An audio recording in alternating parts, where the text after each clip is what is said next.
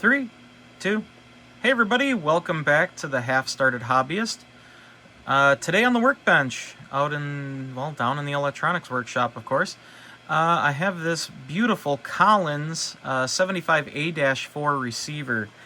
This was a customer drop-off. He picked up the Kenwood that I just got done going through and realigning and getting it all squared away, and he told me that he had more work for me, and this being it. Collins equipment really shouldn't need any explanation. It is absolutely phenomenal quality, build, ease of maintenance. I mean, this stuff is pretty sought after by amateur radio operators and radio enthusiasts. So this is a prime example of a very, very well taken care of receiver. So let's talk a little bit about it. So we'll go over a few things. I have it currently on my current limited power supply with the Variac. It's up to voltage. I've got it up to 110 volts. I brought it up slowly over time because the capacitors in this are still the originals. So I wanted to give them just a little bit of a chance to actually come up and not damage any vacuum tubes, and just give them a little bit of time to wake up. I assume that this radio has been used in the past, so it's not, I don't believe this is was a shelf queen, but not 100% sure. Story goes, this was owned by the Bob Heil estate, and this was one of the radios that went up for auction, and the gentleman that dropped this off, he purchased it from the Bob Heil estate. So it's got a little bit of history to it, and an interesting history that some folks will definitely appreciate. It came with a paper manual, a reproduction paper manual from radiomanuals.com. We'll see how much I like it. I'm going to be digging into this, going through the alignment procedure. It does have a, oh goody, it does have a fold out schematic, so that'll make servicing this much easier. Breaking down the circuits and all of the points. So all right, so that's good.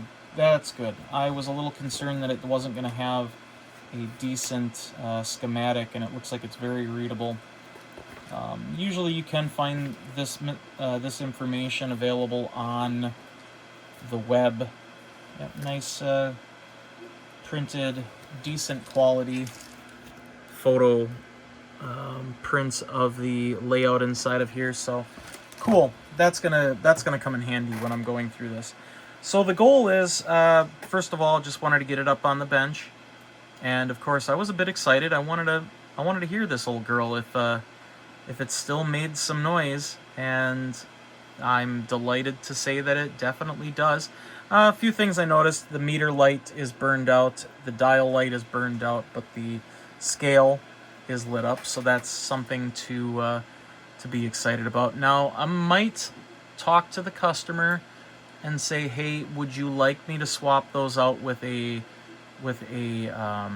soft white LED, mainly because those lights do create heat, and being that the plastic material that was used in these Bakelite, whatever, it'll cut down on quite a bit of the heat that can cause that plastic to brittle and break over time and discolor. So it's something that I would probably do if I owned it, but I'll talk to him. I know I do have bulbs in stock. I think they're the correct ones, so I'll have to double check that in case we want to go ahead and just change those out to LEDs. I'll have to order those, but I do have standard incandescent bulbs that are meant for this, so good deal there. Let's go over its operation and well, how does this work? What's on the front panel? Because a lot of people they run into these things. Maybe they're not familiar with older radio operation. There's a lot of knobs. First things first, let's talk about this. This is your power knob. This is your power switch. You have off standby, so if you just want to warm up the vacuum tubes and kind of get things kind of going, or you're walking away from it for a period of time, but you want to keep everything nice and toasty, so when you come back to it, you can just flip that to the on position and away you go. Kind of takes care of that audio tube a bit. And anyway, so when you're ready to operate, you just put it in the on position. There's also a calibration standard in here.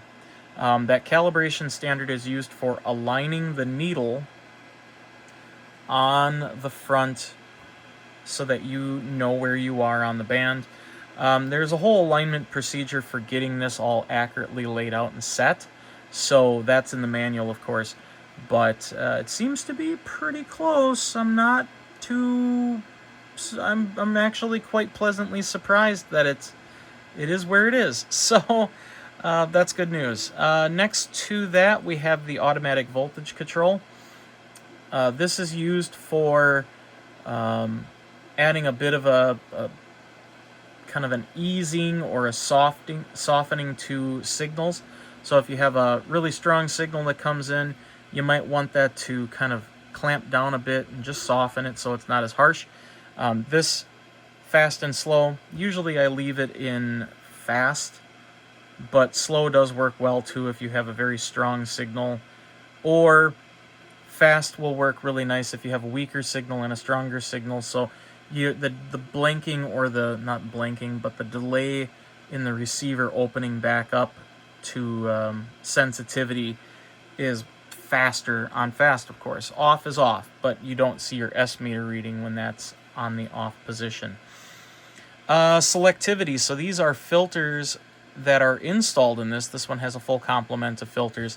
It appears that A is going to be a CW filter, B is going to be your single sideband filter, and C is going to be your AM filter. Now those are filters of width, so the receiving width, and they're really handy because if you are listening to an AM station but you want that nice fidelity, it's great to have that AM filter that gives you that extra room.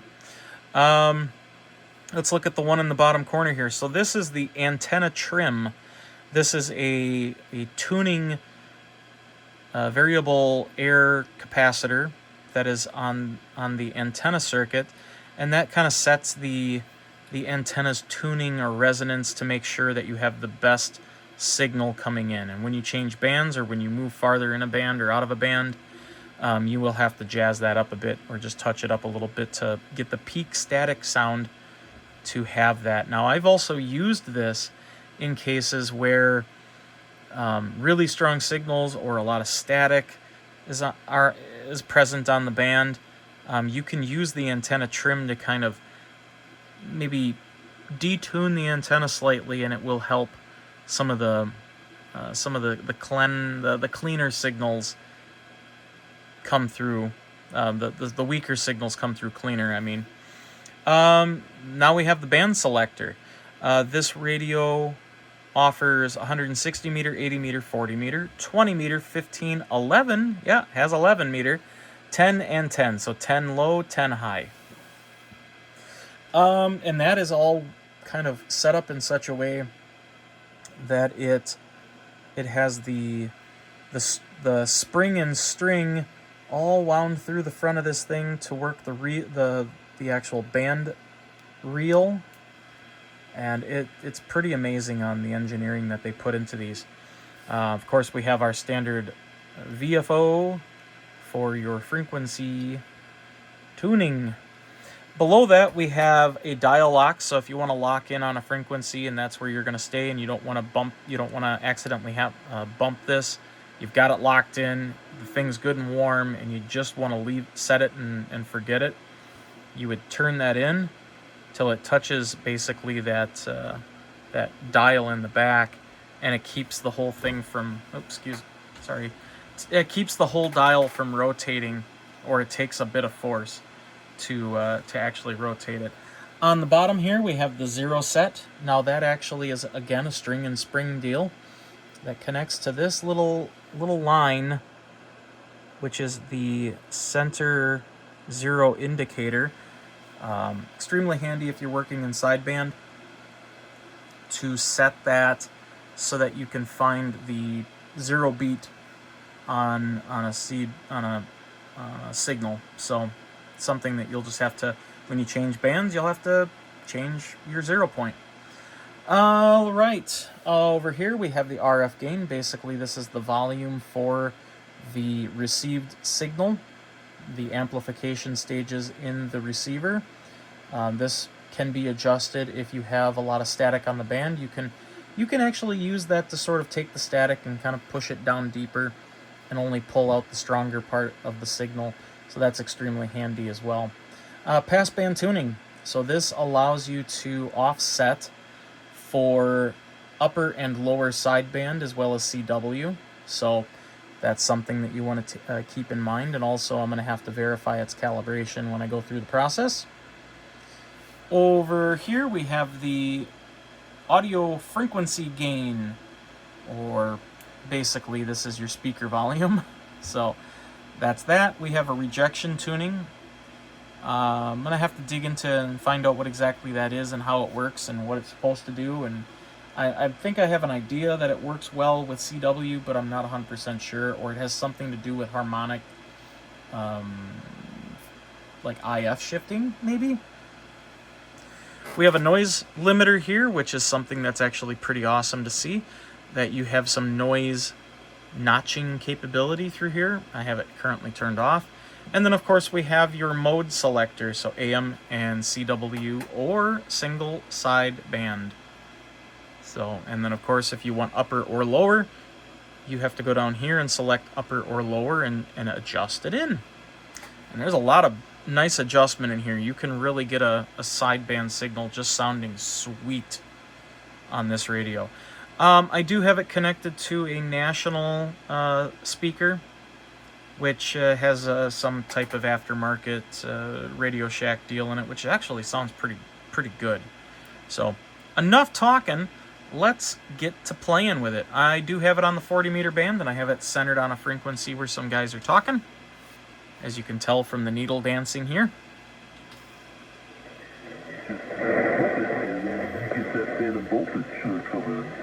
Also the EQ, and it basically powers the microphone. So, I was real sick of that. That just built a couple months ago. Yeah, when I learned that. I called the guy up, Julius, W2IHY, and he answered. And he's just a good guy. He builds good stuff, and he stands by it. You can call him. He'll meet you on the air and help you get stuff set up. So I'm always happy to do business with companies that offer, just really good customer service, follow-up service. I believe it's KO4EBI group. Yeah, when you can get customer service like that, it just makes all the difference in the world. And a lot of times I have found before that sometimes you might get that, and sometimes you don't get that. I've heard that like percent of your money now as far as audio processing goes. I think a lot of just a good things on those out there. But I'm gonna tell you what, your audio with that setup, it is really good. All right, well, thank you. Yeah, I'm going to leave it and set it, forget it, and leave it like that. So, well, good, Mark. A lot of static crashes tonight. I'm going to just sit here on the sideline and see if anybody else wants to get with you. Or I think Brandon checked in a minute ago, or a few minutes ago, N4 BKC. So, Brandon, go ahead and pick it up. And anybody wanted to reach out to Brandon, I'm just going to throw it back on the table and go around. Yeah, I'm still here, November 4, Bravo, Kilo Charlie. At 3,000 sounds good. Appreciate it, man. Yeah, you got me looking at this EQ because it still loves my 7300. Good back. Sounds damn good.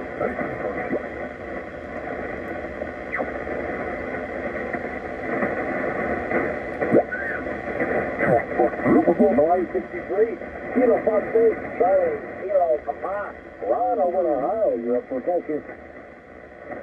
Sir, this is Kilo Fox 8, Charlie, Kilo Papa. I'm going to break to you. Let's try Kilo Foxtrot 7, Papa, X-Ray Tango, how copy? Kilo Foxtrot 8, Charlie, Kilo Papa. Kilo Papa.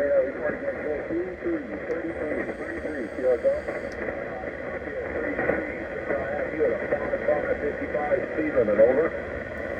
Again. 5555, Nichols, speed limit, 5555, over.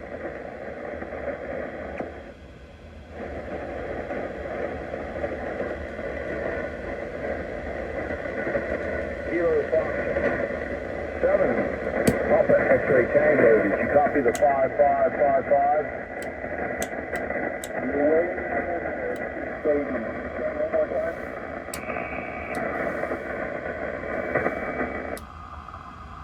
That's definitely CW. We'll try that out. Let's go over to CW and see how this thing performs.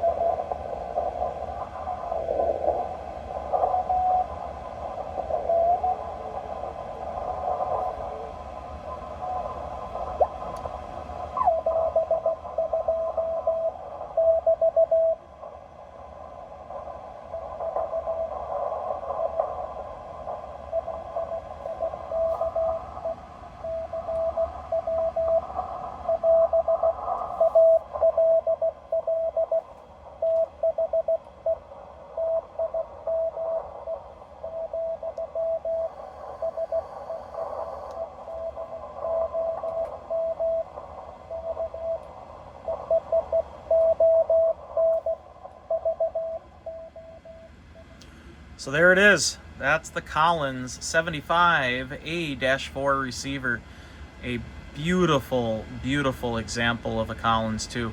Again, this one's going to be coming up in some new videos and a series of videos of me going through it and recapping it, testing capacitors, just seeing kind of how this thing's holding up. And sometimes you don't even have to replace the caps. I did pop the bottom cover off just to have a look to make sure everything looks safe. Brought it up on the variable voltage current limited power supply, which is basically a variac and a couple 100-watt light bulbs off to the side here that I run in line. And it just adds a bit of limiting, and bringing up the voltage over time is an absolute must, because if you are going to run into a problem, it's going to be when when you're just slamming the power in there. You really need to just ease it in. A little bit of energy foreplay is required with these before you just start having fun on them. But anyway, so yeah, I think before we conclude the video, I'll just give you a shot of the inside and we'll take a look at it. We'll go hands-free for the moment. So stick your finger in there, open up the hood, and get a glimpse of the inside top section. You have your band reel here. It is populated with all three of the, I believe those are Collins original filters. There's the 100 kilohertz crystal filter back there. I believe that is for the center, the the calibration frequency. That would make sense because the calibration adjustment is right there for centering it. So I'll have to spend a little bit of time with that and make sure it is on. Underneath this cover are the adjustments for each band so that you can set and calibrate that. Usually you don't have to touch that. We have the VFO here, and if you notice, when you turn the passband tuning, it offsets the VFO. Really cool how they accomplished that sidebandy stuff, huh? All the tubes powered up just fine. Didn't see any issues come up. I would like to pull each one of these tubes, just inspect them, give them a little bit of a cleanup, put them on the tube tester, check their health status.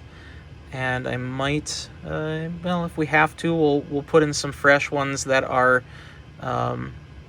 if we need to. We got a regulator tube there, I can see, a 0A2. This tube right here appears to be a rectifier, probably for the AC. Being that it's close to this CAN capacitor here, that is most likely going to be the DC B+ supply filters. Those are usually a multi-can, and it appears that it is probably, what, 3 or 4 in each can, in that can. So I know Hayseed makes some very nice reproduction multi-capacitors that they probably put in a more modern cap to replace that. And we got the full complement here. The AC line point for verifying the voltage. So it's a very, very serviceable radio. I can see why people really love these. So that's the view of the internals on the back of the S meter.